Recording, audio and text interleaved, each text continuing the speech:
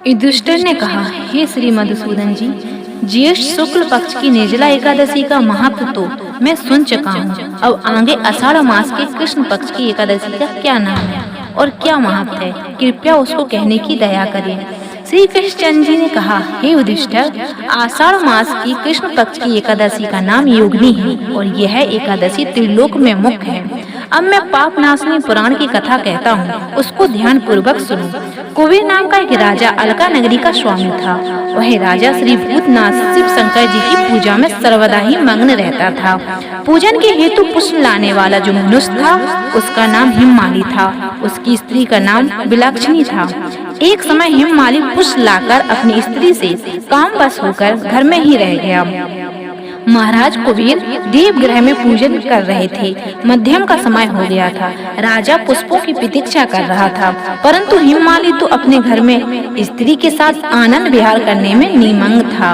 उसको पुष्पों का ध्यान ही नहीं था। अत्यधिक समय समाप्त हो जाने पर यक्षराज कुबेर ने सेवकों से कहा कि तुम लोग शीघ्र ही अनुसाधन करके बताओ कि हिममाली इतना समय व्यतीत हो जाने पर भी क्यों नहीं आया।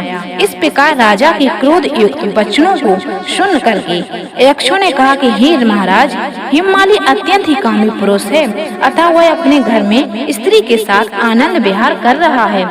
यक्षों के वचनों को सुनकर राजा ने और भी अधिक क्रोधित होकर उसको बुलाने के लिए आज्ञा दी। उधर हिममाली को भी अपना दोष ज्ञात हो गया था, अतः भय से व्याकुल एवं कांपता हुआ राजा के सामने गया।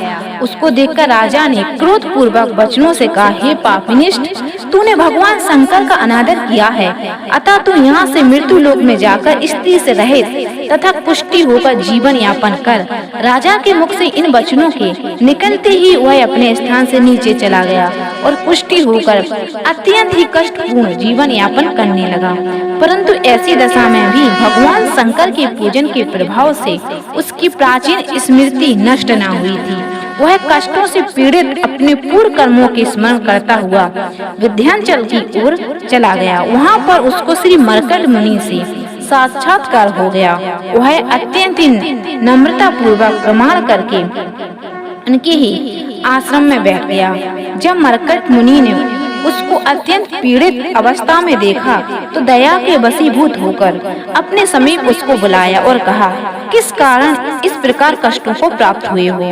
मुनि की प्रेम पूर्वक वचनों को सुनकर उसने अपनी संपूर्ण पूर्ण कथा को कहा तथा हाथ जोड़कर प्रार्थना की कि हे मुनि जी, अब आप मुझको ऐसी कोई युक्ति बताइए कि यह मेरा कष्ट निर्विष्ट हो जाए और पूर्ण की भांति हो जाऊं।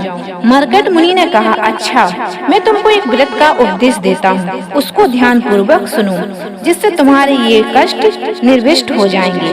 आषाढ़ मास के कृष्ण पक्ष की योगिनी एकादशी का तुम व्रत करो, उसके प्रभाव से तुम्हारा यह कष्ट एवं यह कुष्ठ रोग निर्विष्ट हो जाएगा। इस प्रकार मुनि के वचनों को सुनकर उसने भक्ति पूर्वक प्रमाण किया तथा अत्यंत ही आनंदित होकर उनके कथा अनुसार योगिनी एकादशी नामक एकादशी का व्रत करने लगा। पश्चाताप व्रत करने के प्रभाव से वह सब रोग एवं कष्टों से मुक्त होकर शुद्ध तथा सुंदर स्वरूपवान हो गया। हे राजा, इस प्रकार महत्व प्रदान करने वाला यह व्रत 88,000 ब्राह्मणों को भोजन कराने से जो फल प्राप्त होता है, वही फल इस योगिनी नामक एकादशी की करने से होता है। इस व्रत को मनुष्य को अवश्य करना चाहिए।